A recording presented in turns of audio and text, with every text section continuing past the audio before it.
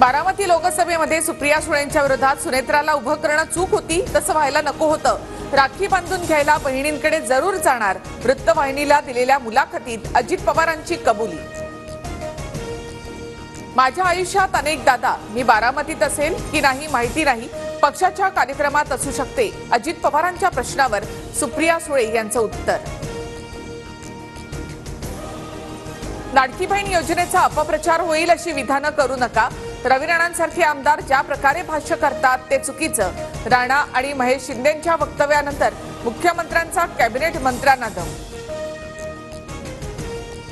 लाडकी बहीण योजनेचे पैसे परत घेणार नाही ते तुमचेच. काही लोक चुकीचं वक्तव्य करतात आणि सरकारची बदनामी होते.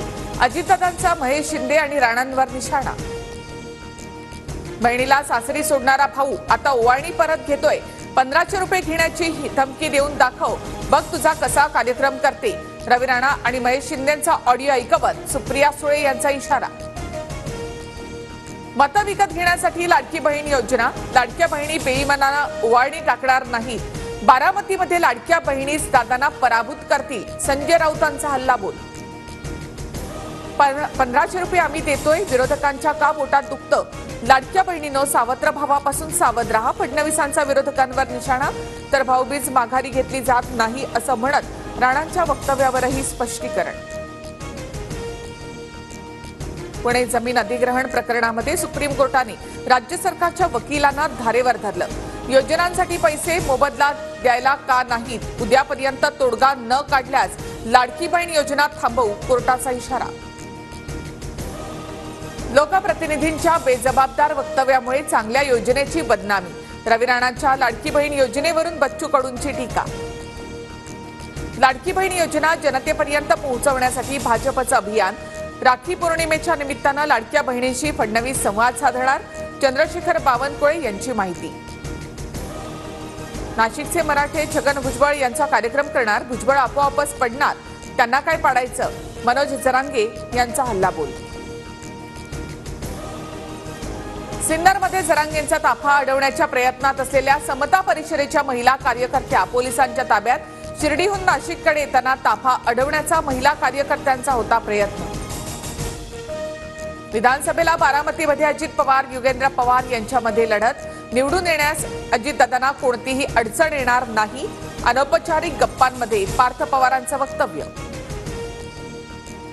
नोव्हेंबरच्या दुसऱ्या आठवड्यामध्ये विधानसभा निवडणुकांची शक्यता. 15 नोव्हेंबरपर्यंत निकालाची शक्यता, सूत्रांची माहिती. निवडणुका सोयीच्या होण्यासाठी तारखा मॅनेज करतील, पण आम्ही विरोधी पक्ष जागरूक. संजय राऊतांची टीका. जागा वाटपात गोंधळ होऊ नये म्हणून भाजपबरोबर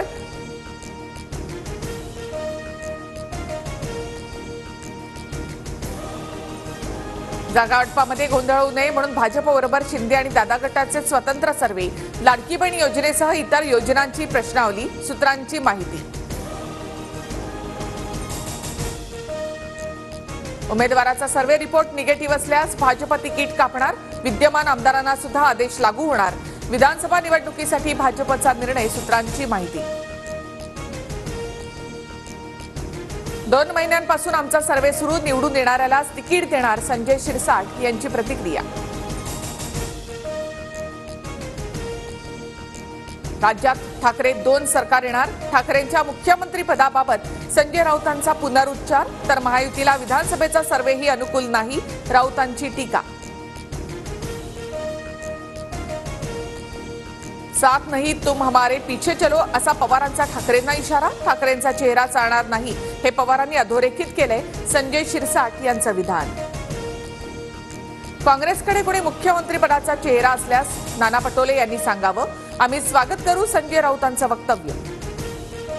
पदामध्ये आम्ही अडकत नाही. प्रत्येकाला वाटतं आपला नेता मुख्यमंत्री व्हावा. सुप्रिया सुळेंचं विधान. तर मुख्यमंत्री महाविकास आघाडीचा होईल हा प्रयत्न. बाळासाहेब थोरात यांची प्रतिक्रिया. नगराध्यक्षांचा कालावधी 2.5 वर्षावरून 5 वर्ष. राज्य मंत्रिमंडळ बैठकीत महत्वाचा निर्णय.